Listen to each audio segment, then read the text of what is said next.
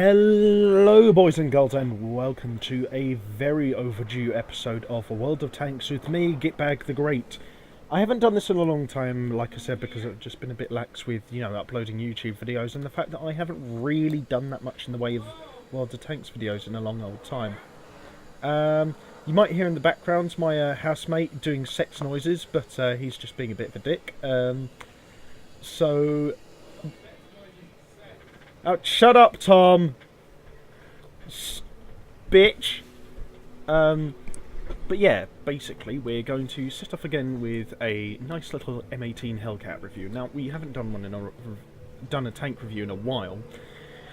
Like I said, in part because I just haven't really been uploading that much recently, and also considering the fact that most of what I've been uploading as of late has been Fallout 4 videos, I thought we could do with a little bit of a change around the office, try and spice things up. I'd probably try and, do like, 3 or 4 Fallout videos at the moment, and then, like, say, a different video, or maybe even less than that, just try and vary it up, because I have done, like, I think it's 11 or 10 episodes of the Fallout 4 playthrough on my channel at this point.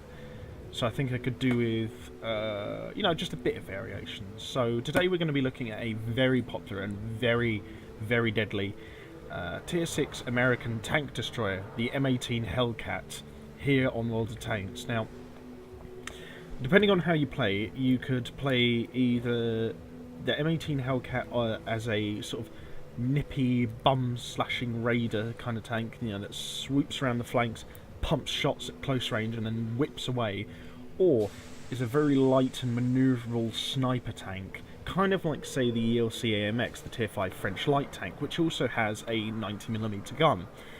The one tank that I would say is probably slightly better sniper than the M18 Hellcat in terms of the American mid-tier tank destroyers is its fellow Tier 6 cousin, the M36 Jackson slash trying to forget what the other name is. M36 Jackson slash I swear it was the Bruiser or something like that. I forget. The name leaves me sometimes, but that tank is a lot slower. It's slightly more heavily armoured, and because of its heavier weight and heavier armour and generally lower speed, it's a little bit more stable when its gun is moving around. So it has a greater capability of being a sniper, and considering that even though it does have a slightly lower camouflage value than the M18 Hellcat does, it's still a pretty nasty little sniper tank. So I'd probably say get that if you're in for a bit of sort of medium level brawling, or if you're in for some perhaps mid-level, mid-range sniping, because it is very good for that. The M18 Hellcat is also good for mid-range sniping, but perhaps not so much for brawling. Again, the M36 Jackson isn't particularly great for brawling because its armour, it's got the armour of a mid-tier American tank destroyer, guys, come on. But at the same time, it still has that punchy 90mm gun, and its frontal armour is considerably better than the M18 Hellcats. But there is also the fact that its back and sides are, much like the M18 Hellcats, basically paper thin. I mean, to be honest with you, any variation of turret you have the M18 Hellcat on is going to guarantee it's always going to be a very lightly armoured piece of paper mache. Its hull armour is 12mm all round, and its turret armour with the upgraded turret is 76mm at the front, 31 at the sides, and 127 at the back. 127 at the back is pretty good, but then again, it's an American turret, so you'd kind of expect that. The sides of the turret are immensely easy to penetrate on account of being only 31mm thick and being not particularly well rounded or angled. The gun mantlet in the front of the turret is quite bouncy, however, and the back of the turret is slightly more easily penetrable, considering it's got that jutting out bit for the ammo compartment, but at the same time it's considerably more heavily armoured than the rest of the turret. It's almost twice as thick as the front of the turret, and considering how sort of heavily curved it is, particularly on the underside of it, it can reflect some shots sometimes. However, like I said, unlike with, say, the M36 Jackson, I wouldn't recommend getting into brawls with this, even though the M36 Jackson isn't perhaps the best brawling tank, to be honest. The most defining thing about the M18 Hellcat, however, is its immense power-to-weight ratio and speed. It's got a load limit of between 20.66 tons to 21.8 tons with the upgraded tracks, and it's got an engine power of 460 horsepower. Its top speed on its upgraded tracks and upgraded engine is a brutally delicious 72 kilometers an hour with a traverse speed of 30 degrees per second. This is one of the most maneuverable mid-tier tank destroyers in the entire game. It's an excellent little raider tank, and in a sense it's kind of like, say, an ELC AMX but with slightly less camo value, well, a lot less camo value actually, to be fair, and rotatable turrets. Its rate of fire per minute isn't great. It has got a 90mm gun, but its rate of fire is pretty poor. It's only 7 rounds a minute, which isn't terrible, to be fair, but it's doable. It's doable. For the tier it's at, that's actually not too bad for a tank destroyer. Turret traverse speed isn't the best, actually, on the M18 Hellcat. It's, with this slow turret traverse speed and the high speed of the tank itself, it's, you know, having a turret traverse speed of 16 degrees a second with the upgraded turret doesn't really help that much. I mean, the view range and the signal range of 370 and 750 meters respectively does help make up for that somewhat, but at the same time you're going to be working with a tank that is very inaccurate on the move, so try not to, you know, fire on the move and waste a shot unless you're absolutely sure you're going to hit the opposing target, as in, say, you're going right up to them and racing right past their ankles and pumping one into their back track wheel. So I'd say be very careful with that kind of thing. Now, of course, as with the standard caliber of 90mm shells in the game, the standard shell damage is between 180 and 300. Usually you'll get somewhere around 250 or so. The standard shell penetration of standard armor piercing on this 90mm tier 7 M3 gun is a pretty impressive 120 to 200mm. Now, the actual M18 itself in real life wasn't commonly equipped with the 90mm gun. In fact, more often than not, it was actually equipped with the 76mm AT M1A2 gun, which was more commonly used on things like the Sherman Jumbo and the Sherman 76. This gun was, however, very well received by the crews of armoured vehicles such as the Hellcat or the Jackson or the Wolverine even as well. Armed with a 50 caliber machine gun and a 30 caliber machine gun, the M18 Hellcat was more than capable of handling most targets during the Second World War. They produced roughly 2,500 copies, and it was in service in the United States Army between 1944 and 1957, after which point it was used as a training vehicle primarily. However, during those years it saw considerable success as a light raiding vehicle and a tank destroyer. It didn't see so much international success, of course, as its much more successful cousin, the M4 Sherman tank, which had almost as many copies produced as the legendary T-34-76, and was used by countries as far afield as Peru, the UK, Israel, Russia and France, and was used as recently as the mid-80s by the Israeli army, who themselves had modified the Sherman well over a dozen times. So the M18 Hellcat perhaps didn't have as much international success as its cousin tanks like, say, the Sherman or the Patton, but even still it did have a little impact on the production and the culture of American armoured warfare thereafter, thus influencing American armoured warfare to have particularly large guns on manoeuvrable tanks, but with a much greater emphasis on gun stability thereafter. This was perhaps much more influenced, to be fair, by things like such as the Sherman or the M26 Pershing, but at the same time the M18 Hellcat did have a certain influence on it to some degree, and it was also a somewhat easily usable tank, considering that it had a smaller tank crew than a lot of big scale tank destroyers of its time, with only 5, whereas some would have 7 or even possibly 8. So it was a easily producible tank that was not too hard to use. However, like I said, the main problem with it was its gun stability and its awful armour, and the fact that its turret didn't turn particularly quickly or well. However, aside from that, it did enjoy considerable success, particularly during battles such as the Battle of Bastogne and during the Battle of the Bulge in December 1944, where it was used with particular effectiveness alongside the American paratroopers, the 82nd and 101st Airborne regiments and battalions, and their respective divisions, in order to smash their way through the German lines surrounding Bastogne and ultimately liberate the now famous Belgian town from German occupation and surrounding.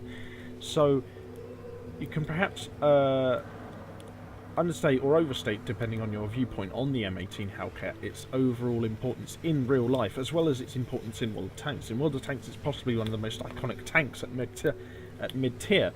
And once you get to like tier 4 and 5, you will start seeing a lot of this tank, and I mean a lot. It's perhaps become overshadowed in some degree by other tier 6 tank destroyers, such as the German tier 6 tank destroyer,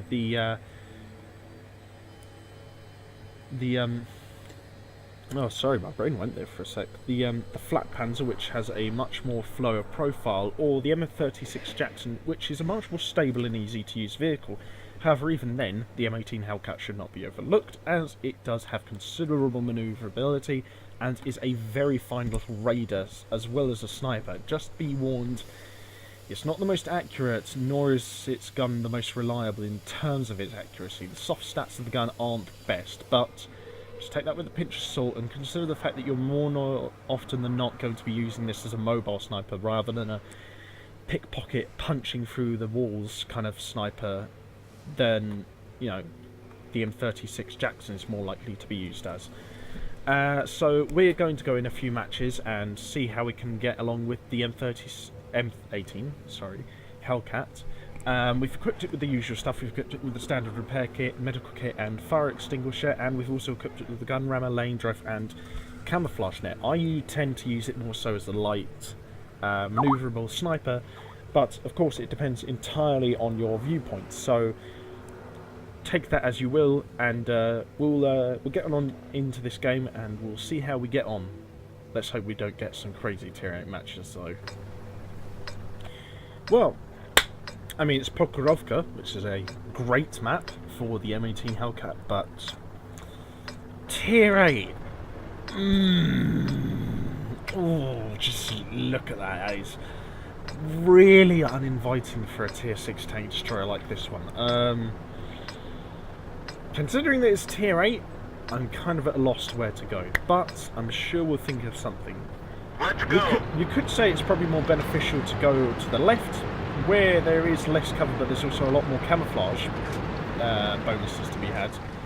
However, as is wont on this page, a lot of the tanks seem to be going over to the right, so that edge of the map should be covered reasonably easy, considering the fact that we've got many tanks over this side that are very suitable to this side of the map, such as the equally stealthy Jagdpanther and the indomitable Super Pershing, not to mention most of our scouts. I think it might just be best to come over here for the time being, see what we can do. Of course, with things like the M18 Hellcat, if you do choose to play it more as a mobile sniper, you do have to be very careful and take it with a grain of salt. Like I said, its gun isn't the most manoeuvrable or reliable in terms of its soft stats. The Jagdpanther has an immensely glorious 88mm and a very good 105mm that have much more reliable and likeable soft stats than the M18 Hellcat does. So you could probably rely on them a lot more to do things like, say, fire on the move. Of course, considering that you'd probably be not wanting to do that, after all, the Jagdpanther does have a fixed gun, not a turret, I would perhaps respectfully advise against it. I unfortunately can't see much from this position, as many of those tanks have taken quite effective cover. We've got a camouflage net up here, which does help quite a considerable amount, considering that there is a lot of camouflage netting around here. That IS-1 is being pummeled to death, so we won't need to worry about him too much. And that 112 is no point revealing our position to him, because he will pump shot after shot into us if he gets the chance. The Panther 8.8 people will have to inform me about, because it's been out for a while, but I've never really tried it out, even on the test server, and I don't really know what it's like. So, some people are going to have to tell me about that little bastard of a tank. It's certainly a little bit nippy, but at the same time I feel like its gun, it should be better than most sort of like high tier sort of 88mm guns. It really should. Certainly not as reliable as the 88mm you get on standard German tanks. I mean, for a premium tank it nets you a decent profit, but not the best.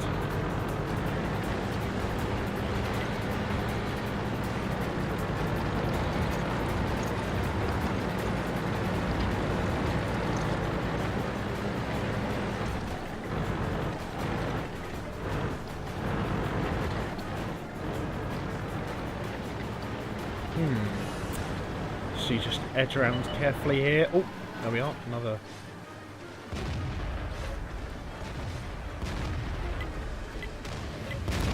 Enemy is hit.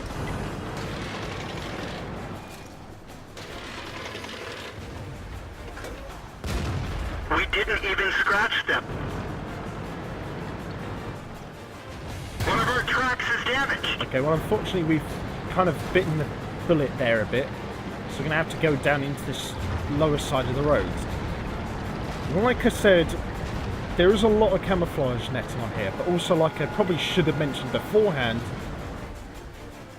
your camouflage is destroyed if you fire from within 15 meters of it. So take that as you will and be very careful when you're on this side of the map, because while the camouflage is plentiful, it's also very linear to a certain degree, so you might just want to be very careful with how you fire through it.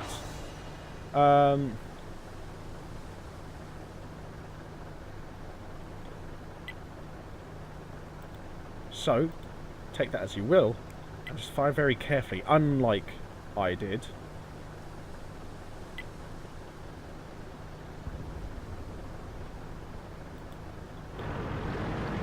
Try edging slowly, carefully forwards.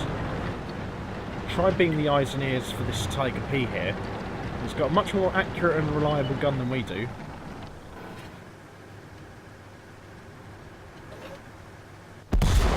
We're done for. And there we have a load of bullets.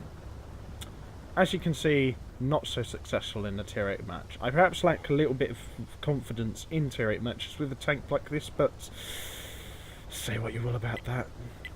Well, I suppose I shouldn't have expected much more than that, or really even the incessant spamming of that T150 there. So we'll go back to the garage, wait for a little bit for this tank to return, and then we'll try and get a slightly more lenient match. Oh, don't worry, I'll try not to make this one completely full of fails, and I do apologise for this somewhat shitty match.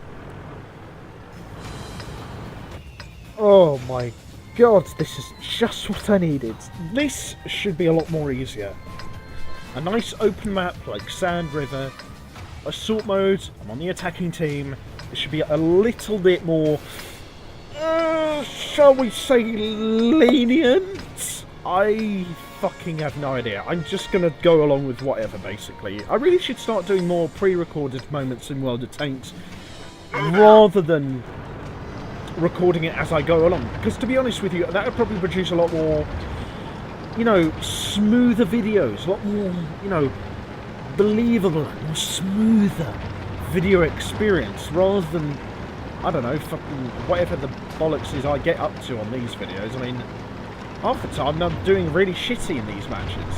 Honestly, I'm not that good at World of Tanks. I'm not trying to say I am, to be honest, but at the same time I should probably try and not paint myself as a blithering idiot, because I'm not a blithering idiot. I do have blithering idiot moments like we all do on World of Tanks, but at the same time I do think I have moments of considerable greatness.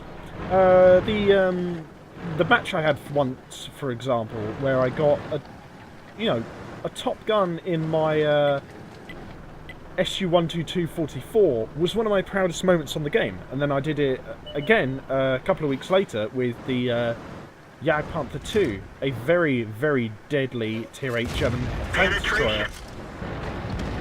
I suppose, in all honesty, I'd guess that those two tanks are very overpowered, but I just take that as you will, really. They're knocked out. Track So, hit. that fortunately is an example you'll see of the M18 Hellcat's gun being considerably more reliable than it usually is, but you can see what I mean there with me saying that you can actually play this very capably as a mobile sniper. Like I said, I'd be very careful with where you're shooting from, because as you saw there, my armour is not capable of handling most attacks. Penetration. You can pop out and take quick little pop shots, and considering that it's got a good stealth value, a good camouflage value, you can actually do this quite a lot, especially if you equip something like, say, a camouflage perk to your crew members, or if you know, like I'm doing, equip a camouflage netting to it. It works well, it really does. I would say, definitely at some point down the line, equip your crew with a crew skill for camouflage, because that will help a lot. But even still, I'd say a camouflage net is probably one of the best things to get if you are going for a mobile sniper. If you're not, then maybe replace it with fibre optics or something like that. That would probably be a good substitute if you're going for a raider tank with this thing, as some people are wont to do. Not my type of thing to use the M18 Hellcat for, but it works. It just depends on your play style. Like I said, there's no real right or wrong way to play with a lot of tanks on this game, so kind of depends on what you fancy as a player. I think that 01 did see us. Fortunately, the only artillery they've got is that really shit Tier 4 American artillery. Actually, back in the olden days, back in yonder, 2012, when I first started playing this game, that Tier 4 American artillery was actually a Tier 3, and the old Tier 4 artillery was the American M7 Priest, which is now the American Tier 3 artillery. Even though it was designed afterwards, after the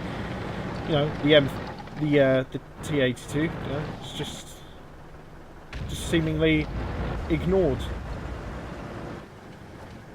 In fact, the T-82 I think even used to be a tank destroyer, if I remember correctly. Someone will have to correct me on that, but it's been such a long time since I played in that tank. I swear at one point it was a tank destroyer. It's just been so long ago. I can't remember now at all. I'm just trying to support this. Ah, fuck well. That could have gone somewhat better. Unfortunately, it seems like our O1s have gone full idiot, and our T-25 has seemingly lost his sense of common decency and has decided to be a general arsehole and twat and just constantly spam chat with where he thinks we should be going. Not realising that this is in fact probably going to get him banned from using chat for at least a couple of weeks. Like a true gentleman and a true hero, however, he's just going to keep on doing it because he is seemingly fucking brain dead. I wouldn't be surprised if that actually was the case though, because he is, as I said, a cock. And a pretty fucking irritating one at that. Well, this is time to put the raider tactics of this thing to test. We've lost the track. Target acquired. Enemy armor is hit. I don't see the target. Oh, thank goodness for that RT. Now, where is that Skoda T25? You know what? Bail out. This vehicle is heavy. My mistake there. That was definitely my mistake. I'm sorry. I know I should have been concentrating on fighting the battle, but that guy was just fucking... You just don't do that. It's just such an irritating thing to do. Now he's going to get loads of people in this game just spamming him for... Well, just spamming him with, reports of being a spammer. I just don't do that, guys. When you die, you don't overreact. I died there because I was doing something stupid. I was concentrating more so on hurting the guy than I should have been playing. That was a fucking terrible decision on my part, and I should not have been doing that. I had an alright game up until that point. At the same time, that doesn't matter. I should have been concentrating on playing the game. Even still, because I died from that, I didn't lose my cool. What does the guy do when he dies after having a shit game? and not getting a single kill, he fucking complains like a little bitch. Don't do that, guys. That is going to get you hated, and it is going to get you reported quite a lot on this game. Believe you me, the community on this game fucking hates spammers. I tell you something now. Okay, I'm trying to figure out if this next match on Steps is somewhat more lenient. It's got tier 8s in it, sure. The enemy team has got a couple of very powerful IS-3s. At the same time, it's still mostly tier 6s, so we could still potentially have a very good game here. I'm not promising anything, of course. Remember, I haven't played this game in quite a while. I think probably now 3 or 4 months at least. And this is my first game in the M18, probably since March. I'd say March, July 2015. So I haven't played in the M18 for a long old while. So, like I said, if the next few, World of Tanks videos do see me being a little bit rusty and a little bit shit, I apologise, but just fucking, have some sympathy like you would do for, say, someone who's just passed out drunk on the floor and has cracked their skull open. It's probably going a bit dark, and that's probably going a bit, extreme, but just consider what you're talking about. So consider when you're typing in the chat, oh Ted, you're absolutely shit at this game, fuck you, Gitbag, you're a fucking bearded looking Nordic rocker mass murderer looking cunt. Alright, just chill out. That's what I'm trying to go for. And I apologise for my swearing, even though I still really can't be fucked to stop swearing. So, take that as you will.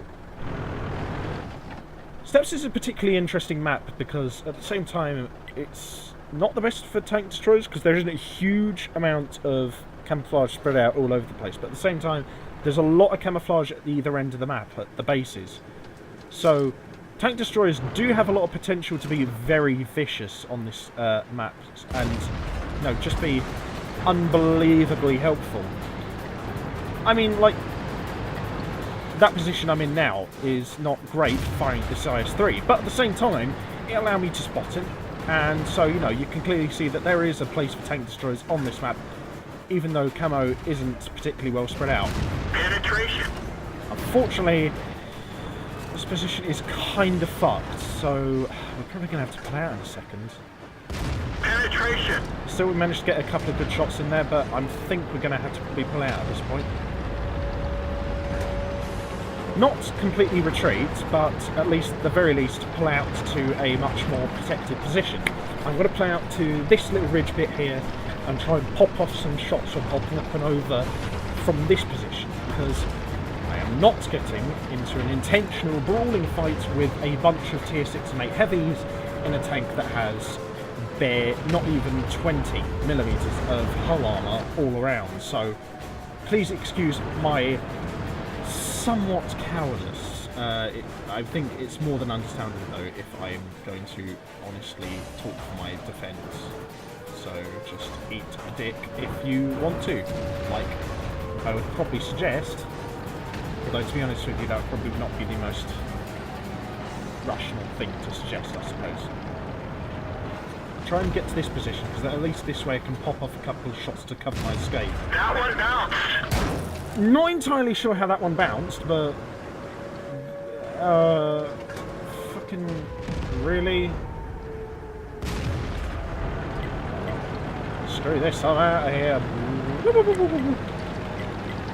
Probably not going to get away in time though, because heavy tanks are bearing down on me quite a bit.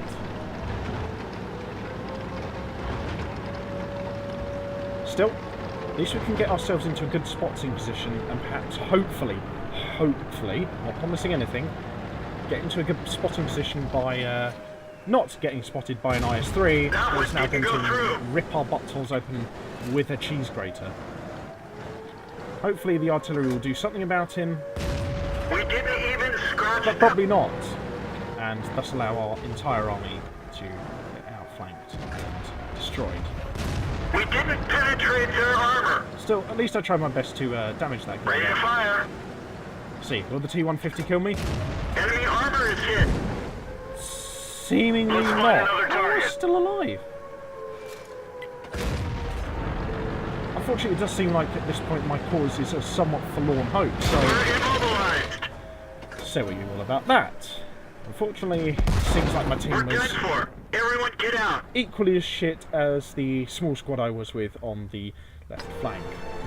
Right, so this should be a little bit easier. Hopefully we can have a bit more exercise and a bit more tactical control, shall we say, on this match, because it's entirely tier 6 except for a couple of tier 4s in each team, and it's mostly lightly armoured mediums. So our tier 7 90mm death cannon should be able to do reasonably well. I don't know, I'm just speculating here. I think I'll just let that lot going over to the right flank do their thing, because there is a lot of them going over there. The squads going into the city on the southern flank, however, it's kind of disconcerting, because you're going to need a lot of tanks in the city to brawl and punch it out. I'm going to have to go over to this way to, you know, kind of cover them, and I kind of wish I wasn't, because so many of our tanks have gone over to the other side. Although, to be fair, most of the tanks going over to the other side are mediums, which is the part of the map here on highway where, you know, they should be going. Highway, after all, isn't the most open map, but at the same time, you know, that opposite side of the river to the northern base is kind of medium tank country, so I will not criticise our medium tanks too much for going over there. I just wish not so many of our supporting tanks did. Yes, you know, they can just do what they want really, but at the same time I just wish they'd have a bit more tactical care. The lower stock is moving slowly. Unfortunately, we got hit quite a lot there, so we're going to have to move backwards quite a lot.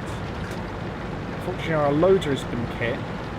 I wasn't prepared to sacrifice our driver so much, so unfortunately now we are strictly limited to the role of a mobile sniper. I'm just going to have to be very careful from this point on, because of our recklessness. We're now on very low health, so try to snipe over the roofs of the buildings, although considering the fact that we're not really in the most, you know, high trajectory, shall we say, kind of tank, we can't really do that. I mean, of course we could do it if we were in, say, something like, say, you know, tier 6 British artillery, but even still, that's something of a stretch. Now, I know this video is a bit rusty, and I know this video hasn't been the most entertaining, but I hope this can at least give you a bit of an evidence of what you shouldn't do with the M18, which is mostly what I've been doing throughout the video. Hope you can see the other people in these videos who have actually been using the M18 as it's supposed to be used, and take more of an example from them. After all, I would hope they would know much more about the game than me, considering they are doing considerably better than I am. Again, probably a little bit obvious to say that, but something I've realised is you do have on and off days on this game a lot, even if you're a good and experienced player. I'm an experienced player, but I'm not necessarily a good one.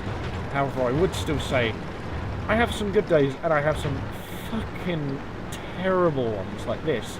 So maybe don't overestimate your you know, your capabilities once you get to mid tiers, because I kind of started to do that a lot when I got to that point. Now, at this point, I do have a lot of tier 9s and 10s, but at the same time, I don't really overestimate my skills now, because I'm all fully aware that I'm also kind of shit at this game. So, again, take that as you will. There is a 01 around here, somewhere.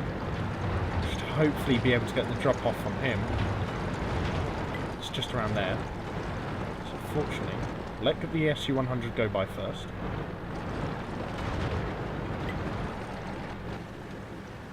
And if this guy shows his anus, he'll be able to pump it full of lead. It's going forwards, so fortunately... Penetration!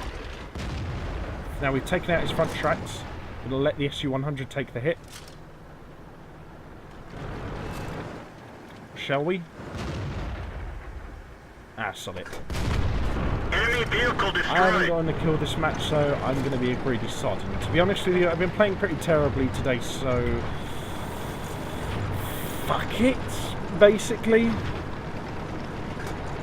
I suppose I could have done with a slightly more honourable circumstance in which to get a kill, but at the same time, like I said, I've been doing pretty terribly today. Again, you should probably check out the official video on the World of Tanks YouTube account for how to properly use an M18 Hellcat. Don't take this as the final words on how to use the tank, especially considering that all my performances in these clips have been rather terrible. And also, I will try more often in the future to do pre-recorded bits of the gameplay and then narrate over it, so that you don't get such frequent shitty performances of me playing the game. Of course, until next time, stay safe with whatever you're doing, have fun, don't do anything I wouldn't do, and until next time, I'll see you guys on the battlefield.